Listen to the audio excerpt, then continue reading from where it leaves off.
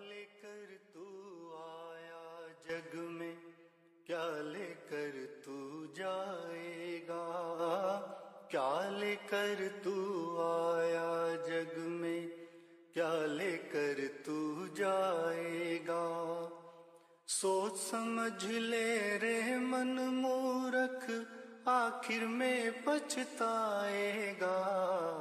क्या लेकर तू आया जग में, क्या लेकर तू जाएगा?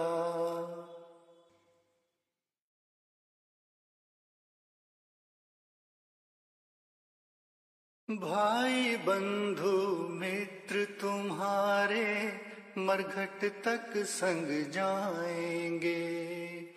भाई बंधु मित्र तुम्हारे मरघट तक संग जाएंगे। स्वार्थ के तो आंसू देकर लौट लौट घर आएंगे। कोई न तेरे संग चलेगा, काल तुझे ही खाएगा। क्या लेकर तू आया जग में, क्या लेकर तू जाएगा?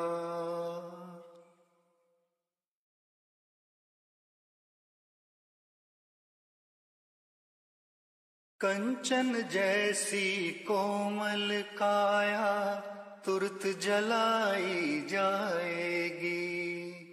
कंचन जैसी कोमल काया तुरत जलाई जाएगी। जिस नारी से स्नेह घने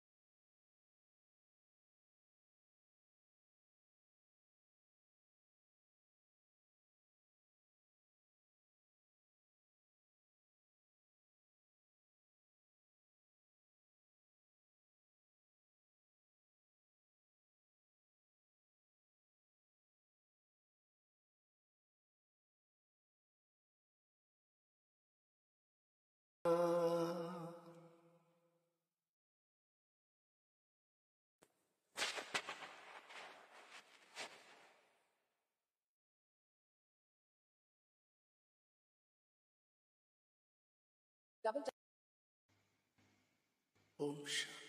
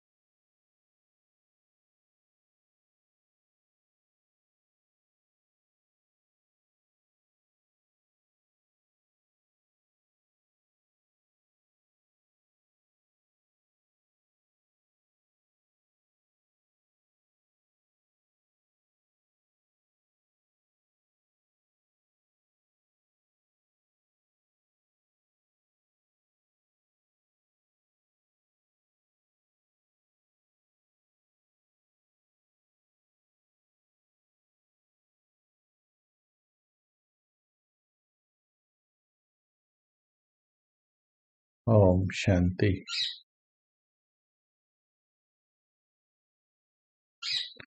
सभी मीठे मीठे भाई बहन कैसे हैं? सभी कैसे हैं?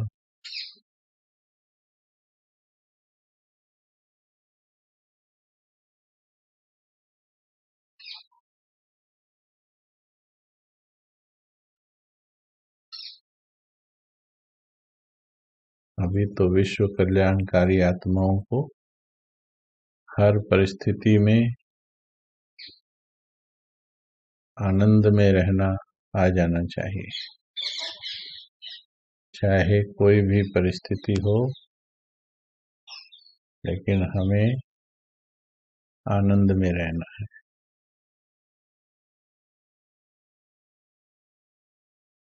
क्योंकि अपने पुरुषार्थ के कर्म या कर्मों से किया गया कमाई जो है वही साथ जाएगी और सब यहीं रह जाएगा। बड़ा वंडर है ये, सभी को पता है ये, सबको पता है। जिनको ज्ञान नहीं है उनको भी इस चीज का ज्ञान है, लेकिन ये भी वंडर है, फिर भी इसके चंगुल से बच नहीं पाते।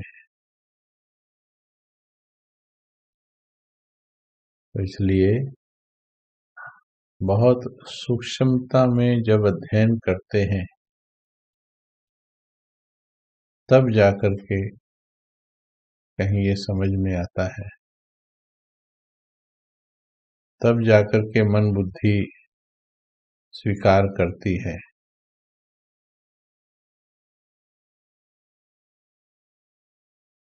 दिल के भीतर बात तब जाती है जब गहराई से, बड़ी गंभीरता से, बड़ी सिंसियरिटी से, सच्चाई से ज्ञान का चिंतन किया जाए।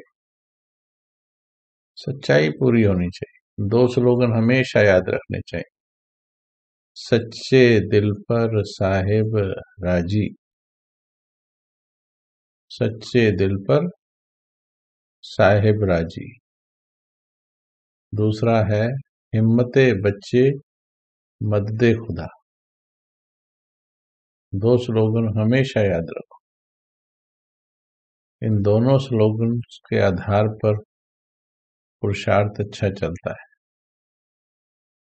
जो भी हूं मैं, जैसी भी हूं,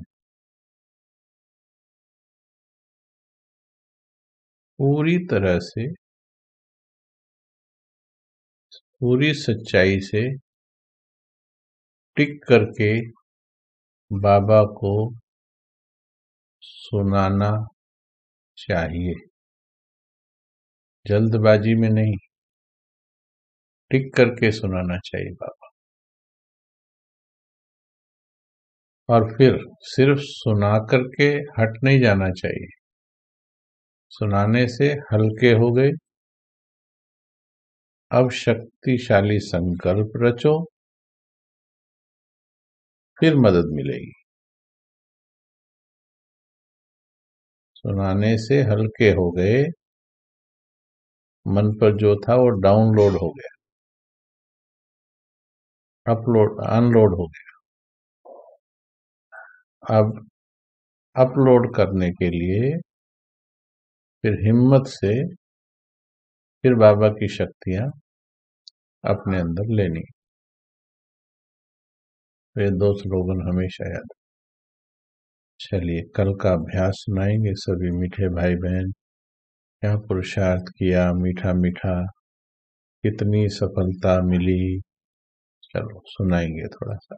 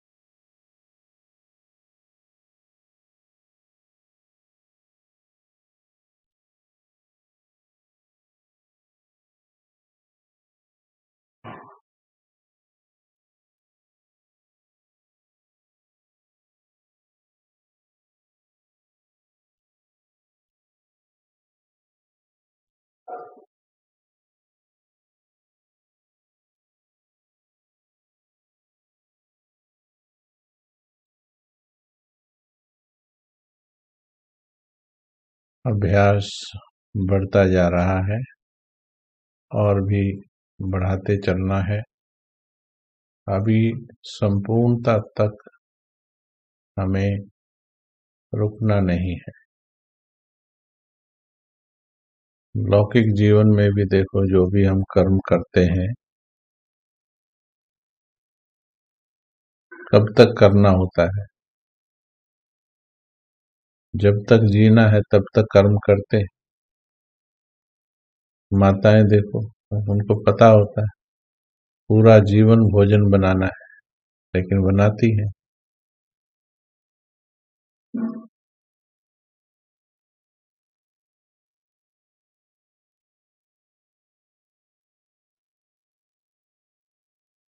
चित्र में चित्र को देखना नहीं, चित्र को देखने से मना किया। विचित्र यानी चैतन्य में चरित्र देखना है।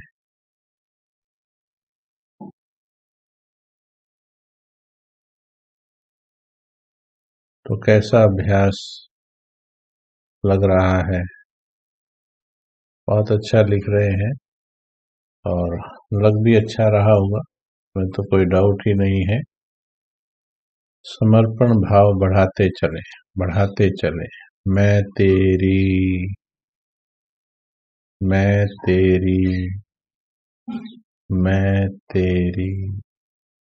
हर रोज आपको ये लगेगा अभी मैं तेरी में संपूर्णता नहीं आई है। सूक्ष्म सूक्ष्म कमी, कमजोरी आपको स्वयं महसूस होती रहेगी। आप दिल से बोलेंगे मैं तेरी, आपका अंतर मन आपको बताएगा कि अभी इसमें पूरा समर्पण नहीं है अभी कहीं मार्जिन है। हम चैट पर ऊपर नीचे लिख सकते हैं, हम किसी को बाबा के सामने भी हम हाथ कमजोर चेकिंग का कर सकते हैं, लेकिन जब आप खुद से बात करते हैं, जब आप कहेंगे मैं तेरी, सच्चे दिल से बात करेंगे, तो सच्चा दिल कभी झूठ बोलेगा ही नहीं, वो आपको बता देगा। हाँ, दिल में अगर ये दिमाग मिक्स हो गया, दिमाग यानी दुनिया से प्रभावित कोई भावना, मैंपन की, सूक्ष्म अहम की, तो उसमें भी गलती हो जाती है चेकिंग में। बोल रहे हैं लेकिन है नहीं उतना। तो इसलिए बाबा ने भी कितनी बार कहा परसों, 100%, 100%, 100%, ऐसे प्रश्न के भाव में कहा। क्या 100% प्यार है? अगर 100% होता तो 3 बार बाबा क्यों कहता 4 बार? कुछ न कुछ कहीं वो रियलाइज करना चाहता है। चलिए, कल जो वाणी हम सुन रहे थे 18/9/69, 18/9/69, 18/9/69, तो उसमें थोड़ा सा पोर्शन बाकी था और पहले हम वो कवर करते। बहुत अच्छा उसमें सूक्ष्म बातें हैं। 18 सितंबर 1969 की वाणी है।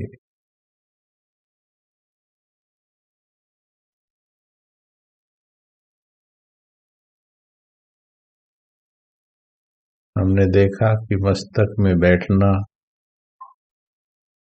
जैसे जैसे हम चित्रों को देखना बंद करेंगे, वैसे वैसे हमारे अंदर एक आकर्षण पैदा हो जाएगा। आकर्षण पैदा होगा आपके अंदर, रूहानी आकर्षण।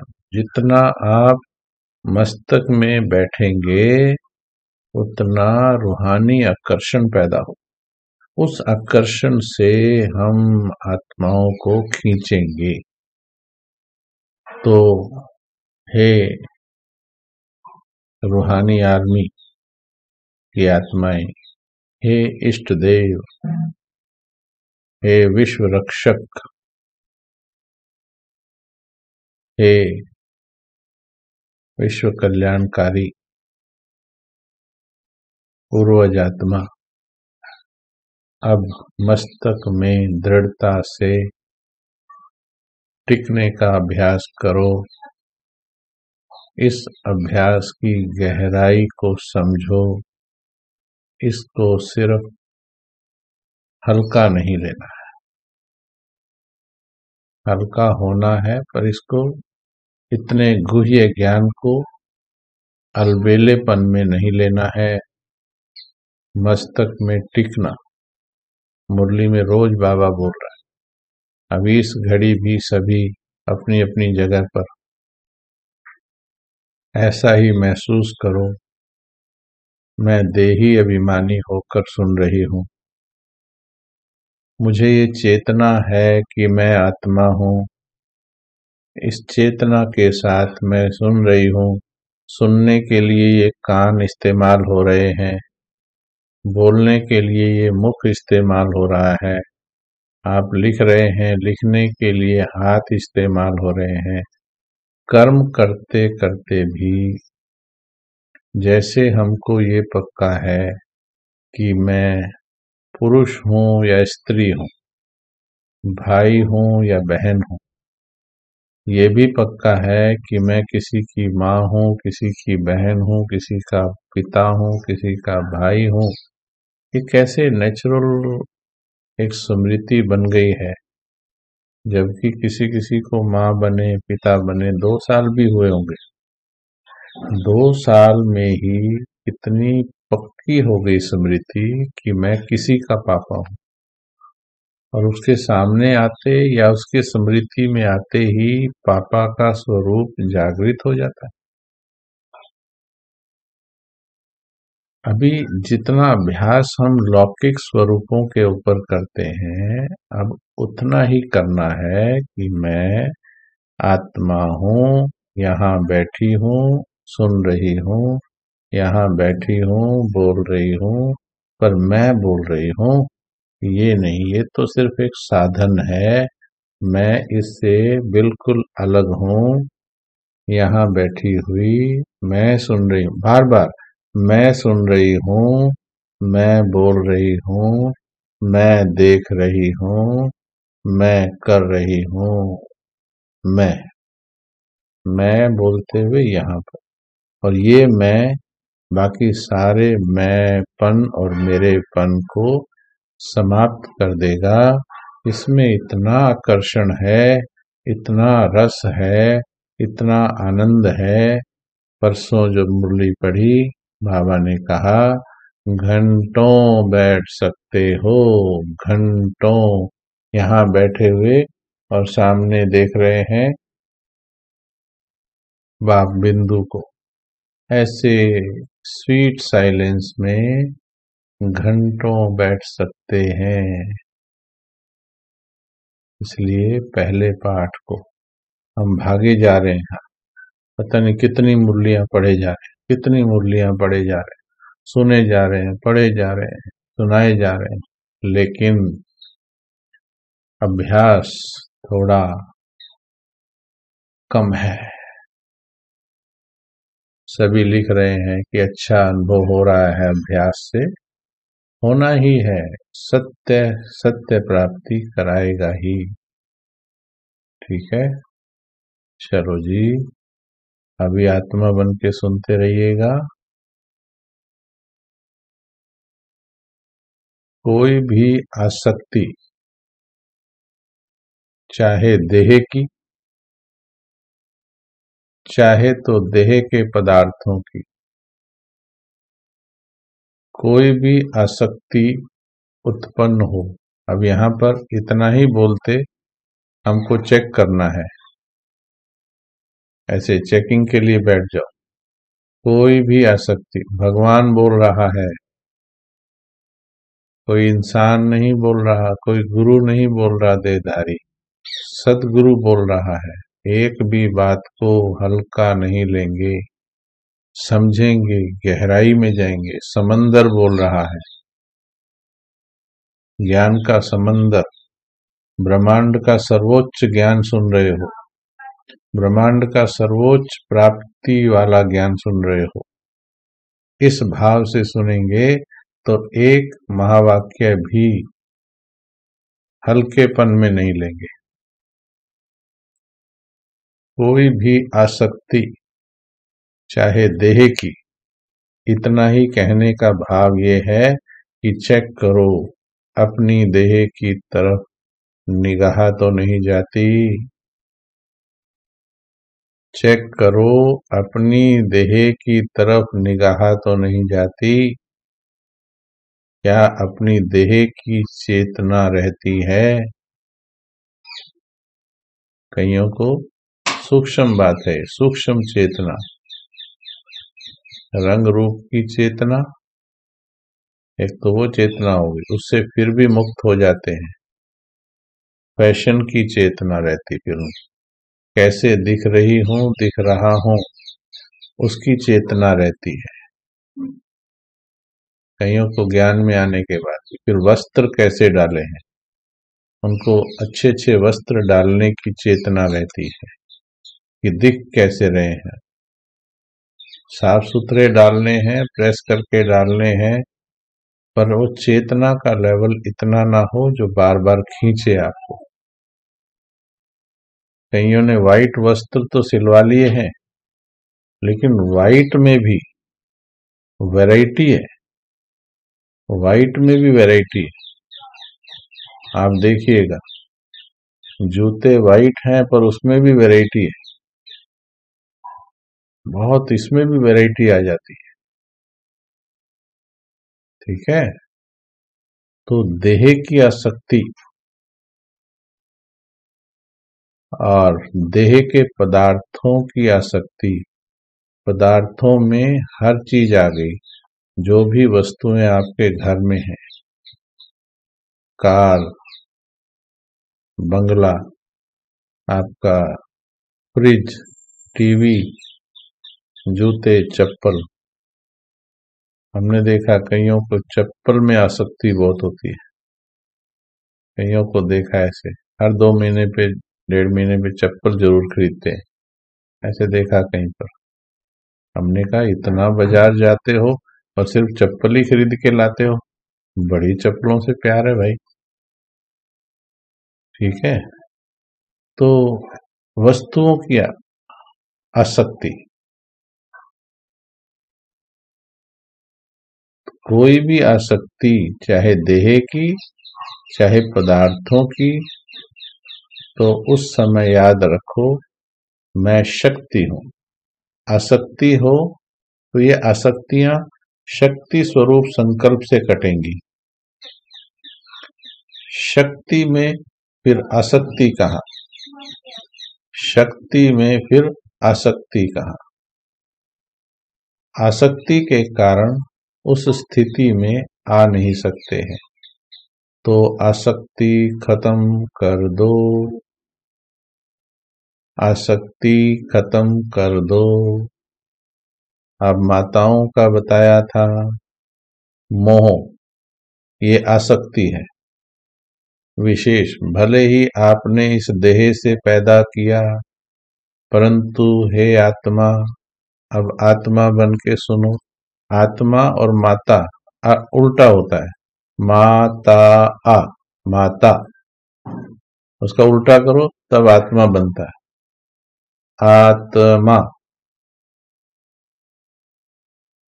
ठीक है, तो हे माताओं, हे आत्माओं, भले ही आपने देह से पैदा किया पर आत्मा को पैदा नहीं किया। तुमने आत्मा को पैदा नहीं किया, तुमने देह को पैदा किया।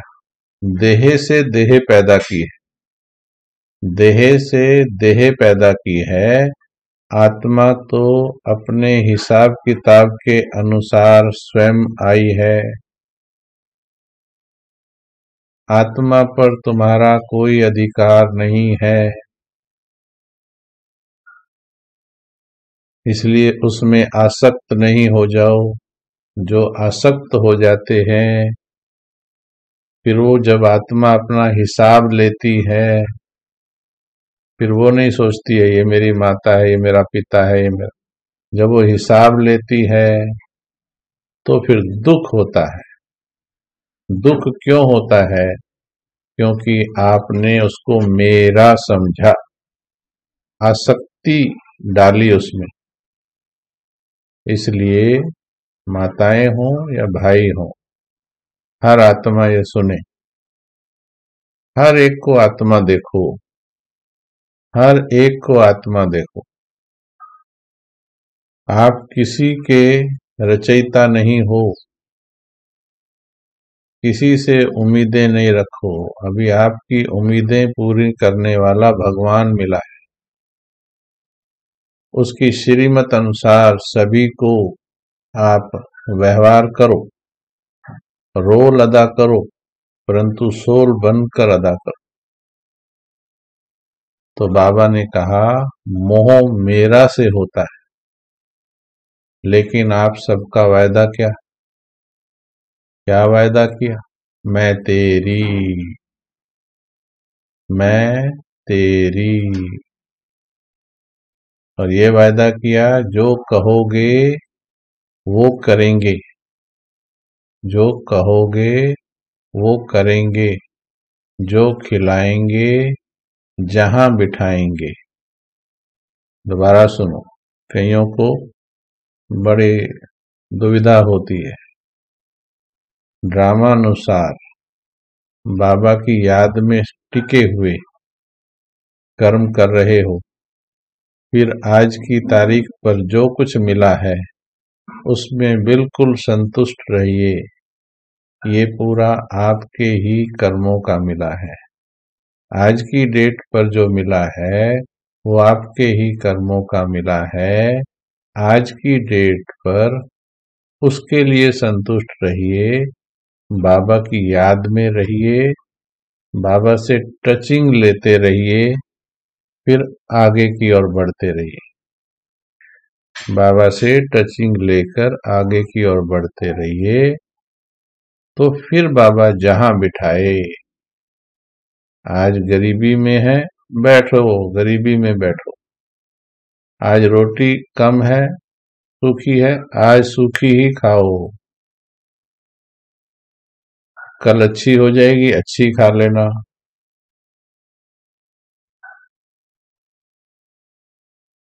जो कहोगे, जो करेंगे वो करेंगे, जो जहां खिलाएंगे, जो खिलाएंगे, जहां बिठाएंगे। ये वायदा सभी को करना है। ऐसे सूक्ष्मता में उतारो इसको, वायदे को अंदर, कि मैंने भगवान को बोला हुआ है। तो आज जो भी परिस्थिति आपके साथ है, जैसा भी है, वो सब बस समझो ड्रामा आपको वहां आज बिठाए है। आपको सिर्फ पुरुषार्थ करना है। दूर कैसे होगी वो? चिंता से दूर नहीं होगी परिस्थिति, लड़ाई से दूर नहीं होगी और बढ़ेगी।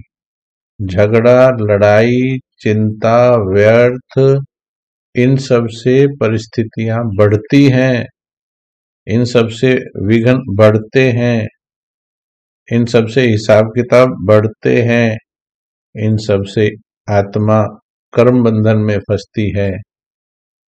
ये गलत विधि है, चिंता गलत विधि है।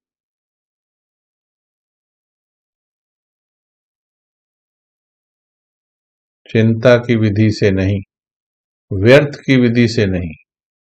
बाबा ने कहा सभी को आत्मा देखो, बस इस पे जोर लगा दो। तुम इस पर जोर लगा दो कि सभी से स्नेह करना है, सभी को आत्मा देखना है। सभी, बाबा ने क्या बोला? सभी, चाहे वो आखिरी मन का है, चाहे वो संसार की सबसे पार्ट अनुसार दूषित प्राणी है, आत्मा है, पर मुझे भगवान की श्रीमत क्या है, वो क्या करती ये नहीं, मुझे क्या देखना है, इस पर फोकस कीजिए हे आत्मा। जो कहोगे वो करेंगे। बाबा ने कहा बिंदु देखो, बस प्रतिज्ञा है, बिंदु देखेंगे, बस बिंदु देखेंगे, यही प्रतिज्ञा है। बाबा ने कहा बिंदु देखो, प्रश्न नहीं, आज्ञाकारी जो होते हैं वो प्रश्न नहीं उठाते। भगवान के आगे क्या प्रश्न उठाओगे? भगवान के आगे प्रश्न कहीं मुंह से नहीं बोलते, ये प्रश्नों से भरा हुआ है, मुंह से नहीं बोल रहे, पर ये भरा हुआ है प्रश्नों से। क्यों, क्या, कैसे?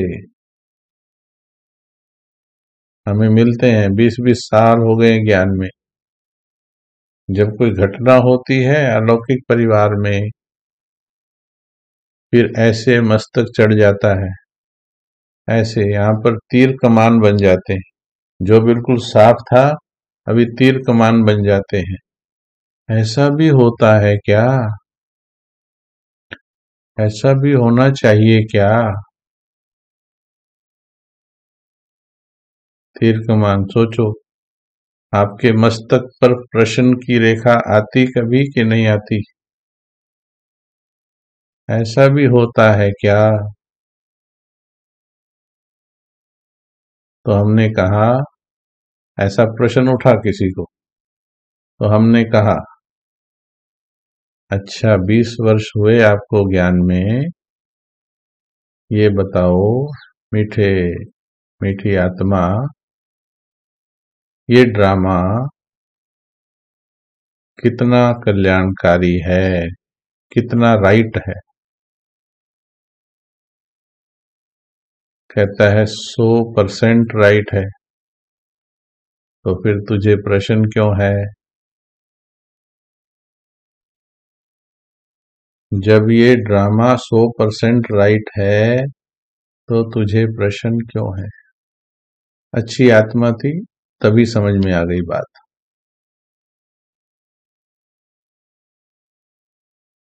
जहां बिठाओगे बैठेंगे, तेरी याद में रहेंगे, बस तेरी याद में रहेंगे। अब आगे सुनो ध्यान से। तो बाप तुमको अव्यक्त वतन में बिठाते हैं, बाप तुमको अव्यक्त वतन में बिठाते हैं। बाबा का आह्वान है कि बच्चे, अब जब से बाबा अव्यक्त हुआ है, अव्यक्त की समझ आई है, बाबा कहता है बच्चे अव्यक्त वतन में आओ, बैठो, उसी में रहो, नीचे सिर्फ कर्म करने के लिए जाओ।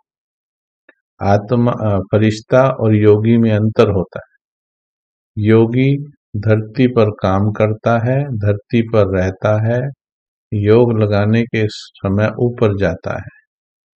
फरिश्ता सूक्ष्म लोक में रहता है, कर्म करने के लिए नीचे आता है, कर्म करके फिर ऊपर चला जाता है। तो हमको आज ये अभ्यास करना है। अब ये अभ्यास लिख लो आज, कि हमें सिर्फ वतन में रहना है। ऐसा फील करेंगे मैं वतन में रहती हूँ, बस यहाँ की चेतना में कर्म करने के लिए आती हूँ। भले सारा दिन कर्म करने हैं, पर कर्मों के बीच में गैप मिलता है ना, तो वो जो गैप मिलता है, चाहे वो 2 मिनट मिलता है या 10 मिनट मिलता है, तो 10 मिनट 2 मिनट हम अपने वतन चले जाएं, बाबा के पास बैठ जाएं। फिर जैसे ही कर्म पड़े फिर नीचे आ जाओ, फिर कर्म करो, फिर वक्त मिले फिर ऊपर बैठ जाओ। धीरे धीरे फिर कर्म करते भी, जैसे आप ऑफिस में कर्म करते हो, तो ऑफिस में कर्म करते भी अंदर आपको घर की स्मृति रहती है, फिर वो परमानेंट हो जाएगी।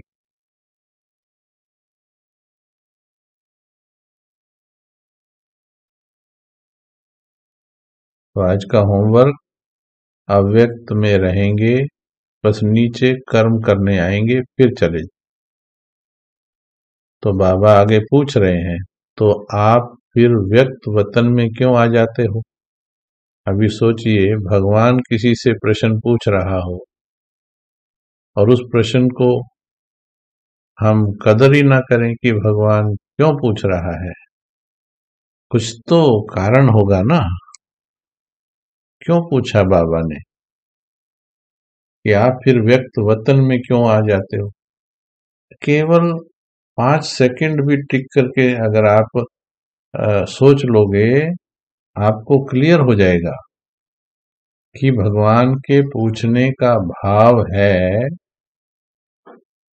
क्यों आ जाते हो। सिंपल है ना, इसका भाव बड़ा आसान है, केवल बुद्धि टिकी नहीं हुई है। इसका भाव है तुम नीचे मत आओ, नीचे सिर्फ कर्म करने के लिए आओ। नीचे तुम्हारा कुछ भी नहीं है, तुम्हारा सच्चा वतन वो है जहां मैं हूं। ये है भाव इस बात का। बाबा ने कहा आगे, व्यक्त में होते भी अव्यक्त में रहो।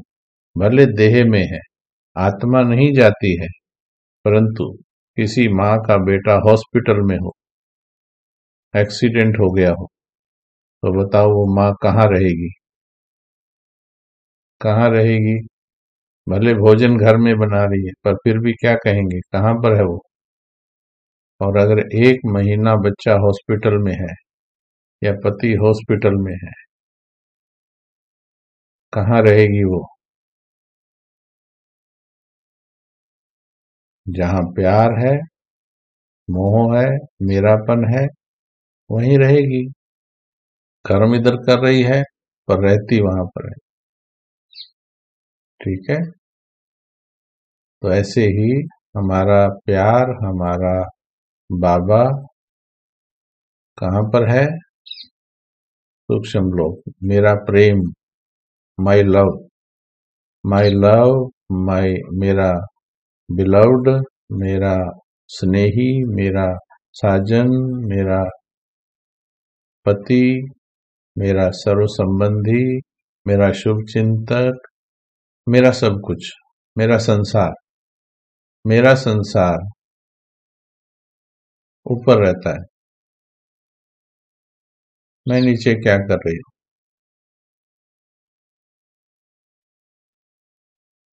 जब वो खुद कह रहा है तू मेरे पास रह, मैं तेरे को कर्म करने भेजता रहूंगा। बस अब समझ में आ जाना चाहिए, रहना ऊपर है, बस नीचे निमित्त कर्म करने आओ। फंसोगे नहीं किसी में फिर। Okay, right. व्यक्त में होते अव्यक्त में रहो। पहला पहला पाठ भूल जाएंगे तो फिर ट्रेनिंग क्या करेंगे? ट्रेनिंग में पहला पाठ तो पक्का करवाओ। देखो बाबा ने 69 में बोल दिया था, और हमारा अभी तक पक्का नहीं हुआ है, अब करना है। इसीलिए इतना अटेंशन से पुरुषार्थ की कोशिश कर रहे हैं।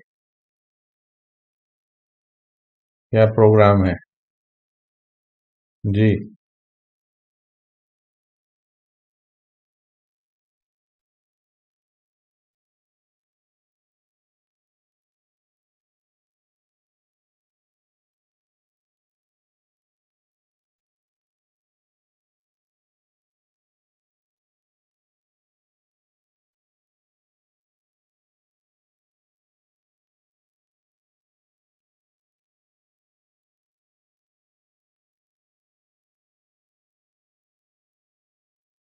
तो ऐसे अच्छी तरह से घोट घोट करके ज्ञान को अंदर लेकर के जाना है।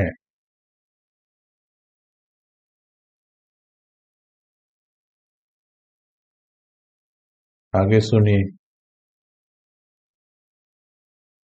यह याद रखो कि जो वायदा किया है उसको निभाकर दिखाएंगे।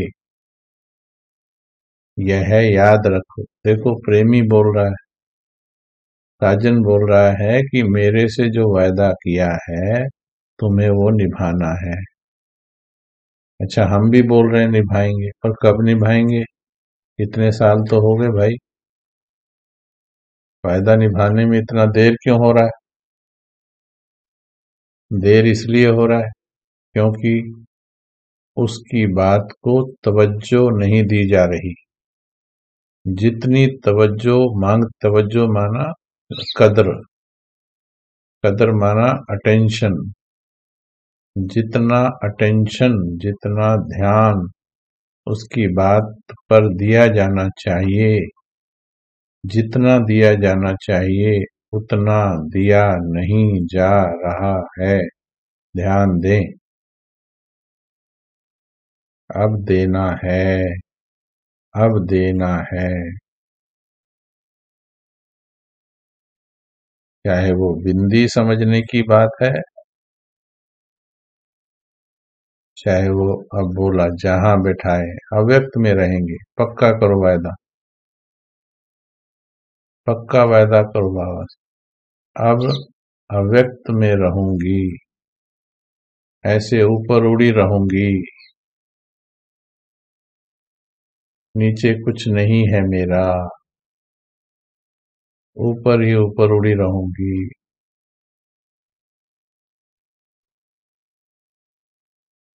चलो 3 मिनट उड़ के बैठो ऊपर, 3 मिनट उड़ के बैठ जाओ ऊपर। बिल्कुल नीचे कुछ नहीं है। आपको 3 मिनट के लिए आपके प्रेमी ने बुला लिया। जिम्मेवारी आपकी नहीं है नीचे कुछ भी। गलत फहमियों से बाहर आ जाओ, तुम्हारी कोई जिम्मेवारी नहीं नीचे। उसकी याद की जिम्मेवारी लो, तुम्हारी सारी जिम्मेवारियां वो कराएगा।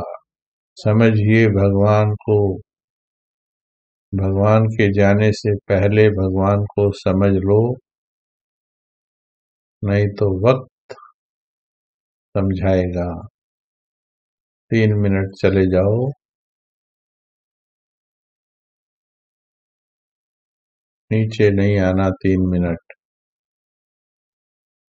तुम्हें तुम्हारे प्यार की लगे कसम। Swear on your love.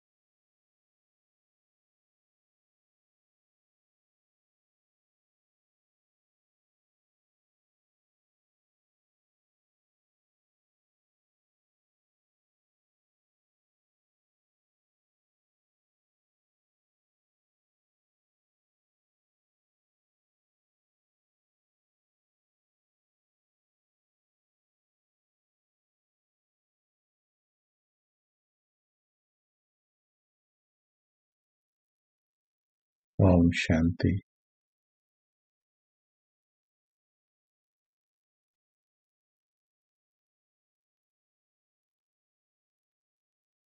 दिन भर में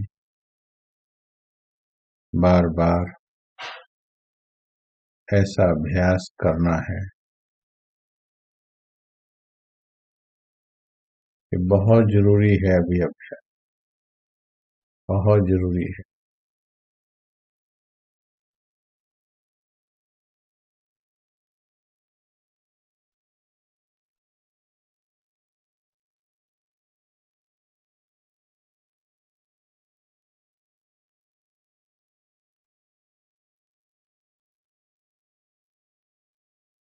आगे बाबा ने क्या कहा?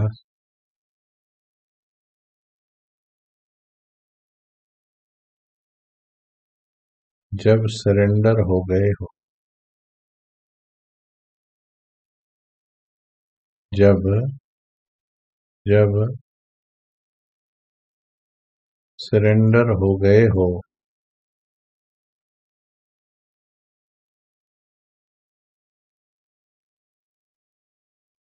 तो मोह कहाँ से आया?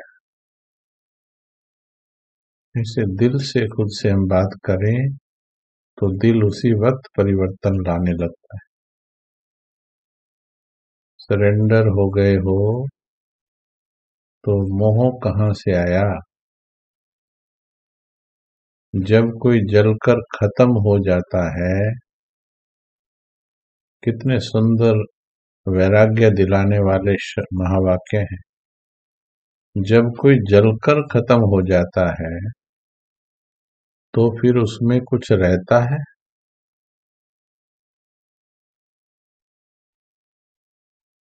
जैसे कोई मरता है तो उसकी राख भी शमशान घाट में नहीं छोड़ते, हड्डियां भी नहीं छोड़ते हैं। जो उनके सगे मित्र संबंधी होते हैं वही उनकी हड्डियों को आसपास भी नहीं रहने देते हैं। उसका कारण जानते हो? उसका कारण है कि उन हड्डियों में भी उसकी आसक्ति रह सकती और वो यहीं आसपास भटक सकती आत्मा। तो वो हड्डियां भी और राख भी उठा करके प्रवाहित कर दी जाती है गंगा में या जहां भी जल में।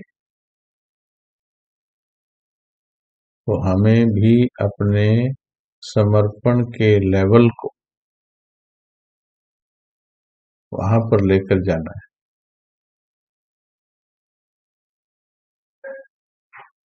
सिर्फ कह के भगवान को राजी नहीं करना है। सरेंडर का अर्थ तो बड़ा है, बाबा ने कहा सरेंडर का अर्थ बड़ा है।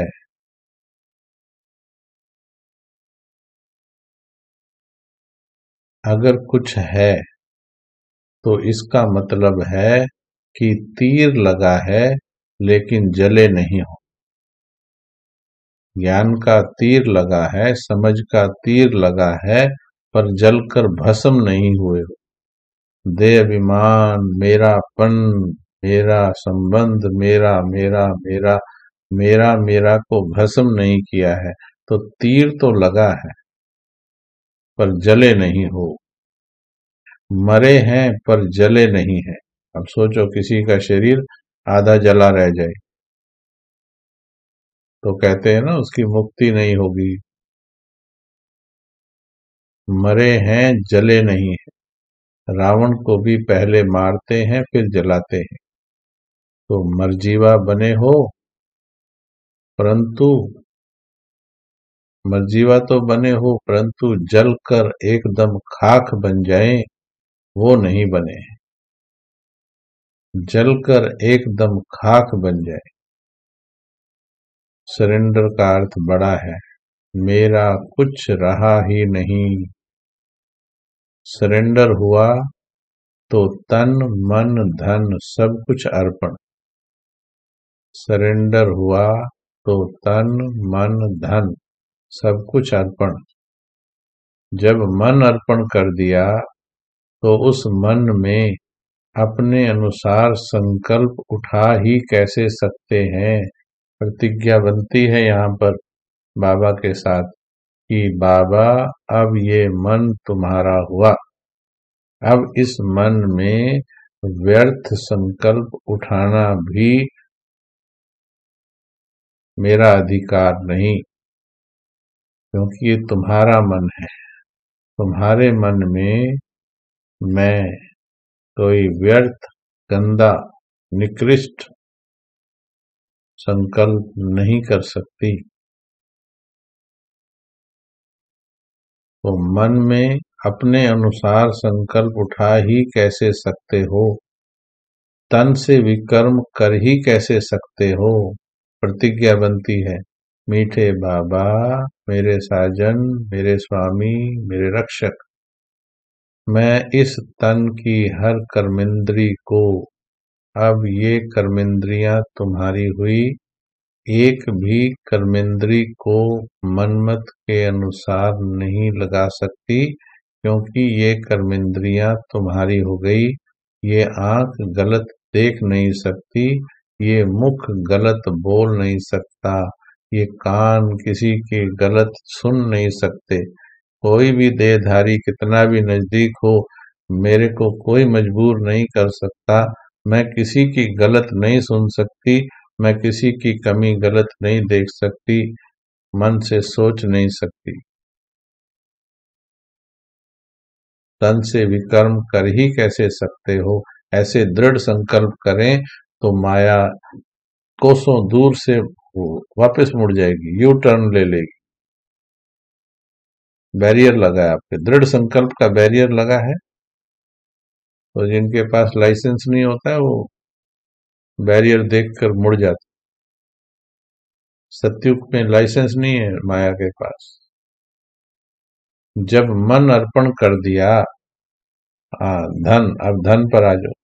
जब धन अर्पण कर दिया, धन को भी विकल्प अर्थात व्यर्थ कार्यों में लगा कैसे सकते हैं। तन भी, मन भी, धन भी, तीनों चीजें सब भगवान की हो गई हैं। श्रीमत के बिना इतना भी लगा नहीं सकते, इतना भी लगाना नहीं है। श्रीमत समझनी है पहले। धन को भी विकल्प अथवा व्यर्थ कार्यों में लगा ही कैसे सकते हो। इससे सिद्ध है कि देकर फिर वापस ले लेते हो। जबकि तन मन धन दे दिया तो मन में क्या चलाना है वो भी श्रीमत मिलती है, तन से क्या करना है वो भी श्रीमत मिलती है, धन से क्या करना है सो भी मालूम है।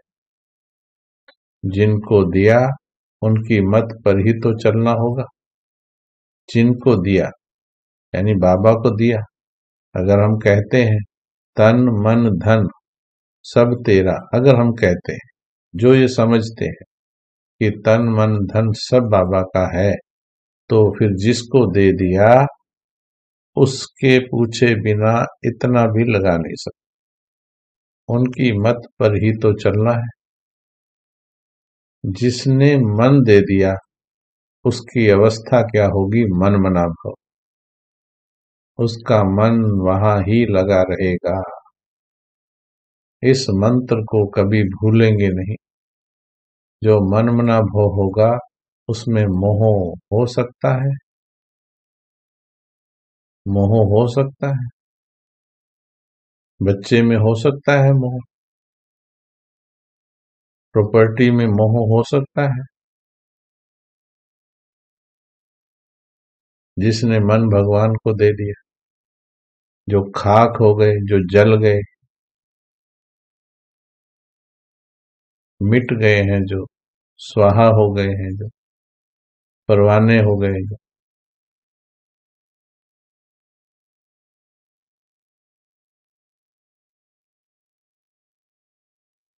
तो इस ट्रेनिंग से मोह जीत का ठप्पा लगाकर जाना है। मोह जीत का ठप्पा लग जाएगा तो सीधी पोस्ट ठिकाने पर पहुंचेगी। देखिए कितना सुंदर महावाक्य। मोहजीत का ठप्पा लग गया तो सीधी पोस्ट ठिकाने पर पहुंचेगी, यानी आत्मा कहीं भटकेगी नहीं। इन माताओं का ही फिर समर्पित समारोह करेंगे, उसमें बुलाएंगे भी उनको जिन्होंने ठप्पा लगाया हो। ये भी सूक्ष्म महावाक्य है। उन्हीं को चांस मिलेगा आने वाले समय में जिनका समर्पण का ठप्पा लगा होगा। चांस सेवाओं में, चांस जल्दी घर जाने में, चांस धर्मराज की सभा से पार होने में, चांस विकर्मों को जीतने में, सब पे चांस मोह जीत आत्माओं का लगेगा। जो फंसे होंगे वो नहीं कर पाएंगे। मोहजीत वालों का सम्मेलन करेंगे, इसलिए जल्दी जल्दी तैयार हो जाओ। जल्दी जल्दी तैयार हो जाओ।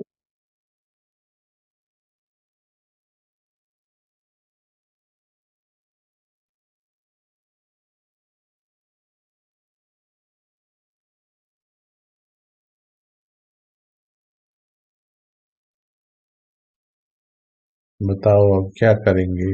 पहले बैठ जाओ, 2 मिनट बैठ जाओ पहले। चलो सूक्ष्म लोग, चलो अपने घर चलो। ये दुनिया हमारा घर नहीं है, पक्का करो इसको। इसी पाठ को पक्का करो 2 मिनट। ये दुनिया हमारा घर नहीं है। अभी सत्य ज्ञान सुनिए। हमारा घर सूक्ष्म लोक परम धाम, वो हमारा घर है। उड़ के बैठ जाओ, चलो चले जाओ।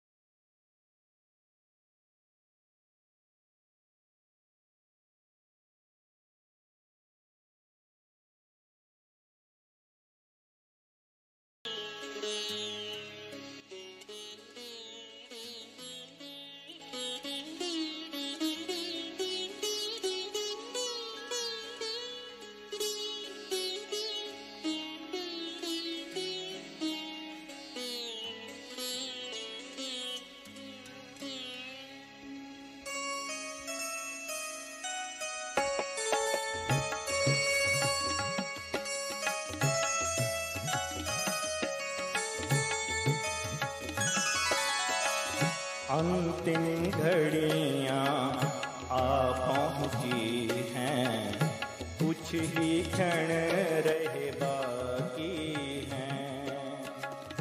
अंतिम घड़ियां आ पहुंची हैं, कुछ ही क्षण रह बाकी हैं। समय बीतता जाता है, याद घर की आती है। अब याद घर की आती है।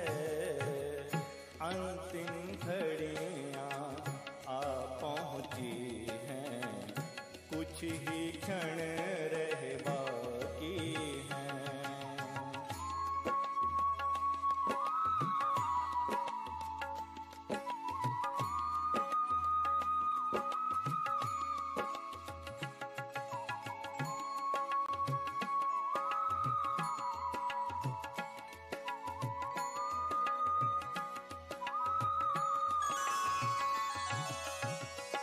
तन से होकर के अब न्यारे मूल वतन जाना है प्यारे।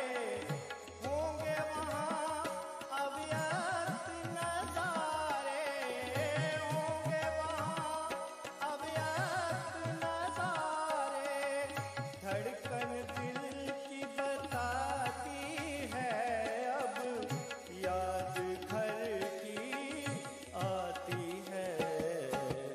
अंतिम घड़ियाँ आ पहुँची हैं, कुछ ही क्षण रह बाकी हैं।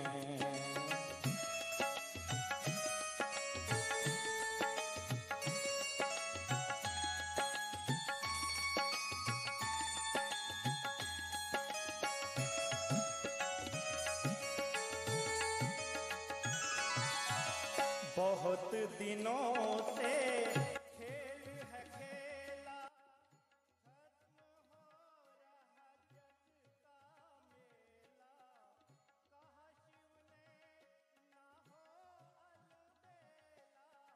शिव ने ना हो अलबेला,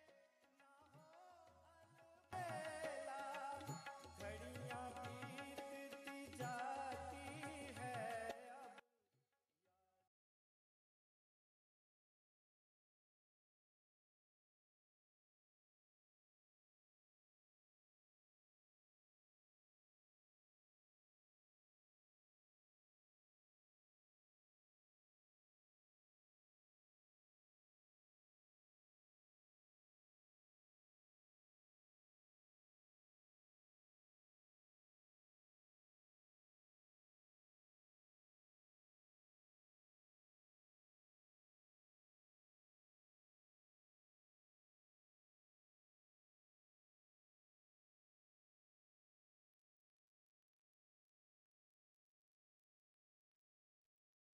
बाबा से प्रतिज्ञा कीजिए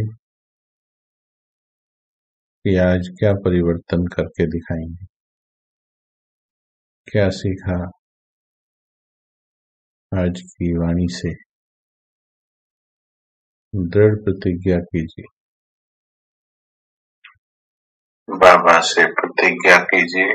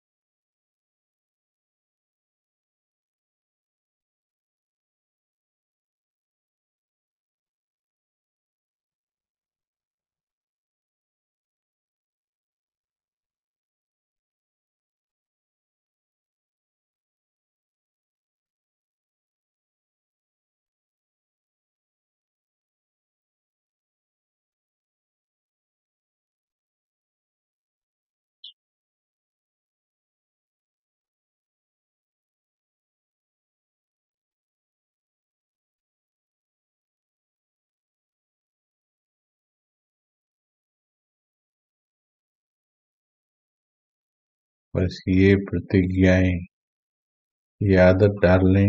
सारा दिन चलते फिरते उठते बैठते बाबा से प्रतिज्ञाएं करना सीख लें। जितनी प्रतिज्ञाएं करेंगे उतना बल मिलता जाएगा। छोटी सी भी गलती हुई तो बस प्रतिज्ञा, थोड़ा सा मन भटका प्रतिज्ञा, थोड़ी सी कुछ बात हुई प्रतिज्ञा। बाबा से कम्युनिकेशन बना रहे, प्रतिज्ञाओं के द्वारा बल मिलता रहेगा। सारा दिन बाबा से शक्ति लेने की विधि प्रतिज्ञा है। अमृत वेला तो है ही है स्पेशल समय। दिन में भी मानो थोड़ा भी आपको लगा पिछले 10 मिनट मैं मस्तक में नहीं थी, तो आप एकदम प्रतिज्ञा करो, बाबा सॉरी, अब मैं अगले 10 मिनट, अगले 1 घंटा बिल्कुल मस्तक में रहूंगी।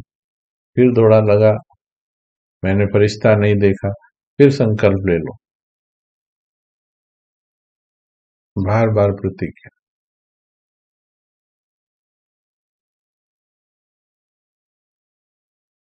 तो कल नए अनुभव के साथ मिलेंगे सभी फरिश्ते बनकर। सभी फरिश्ते हो, सबको फरिश्ता देखो, इस धरती को फरिश्ता लोक बना देंगे हम, और बाबा के पास रहना सीखो।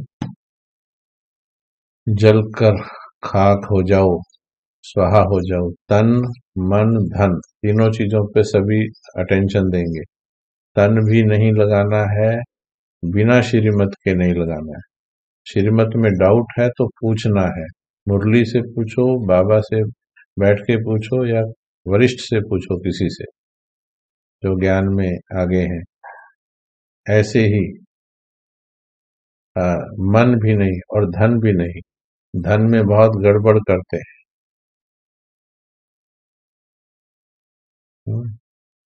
धन में भी गड़बड़ नहीं करो।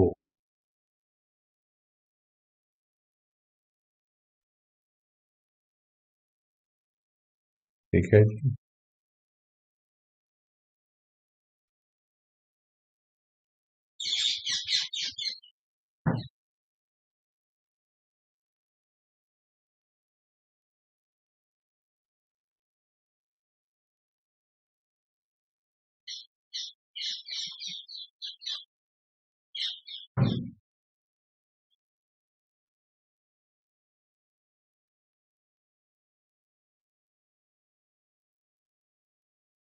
अच्छा जी, आप सभी का बहुत बहुत बहुत स्वागत, धन्यवाद। इतनी लगन से सभी जुड़कर सुनते हैं, पूरा 1 घंटा, सवा घंटा। ठीक है जी। अच्छा, ओम शांति।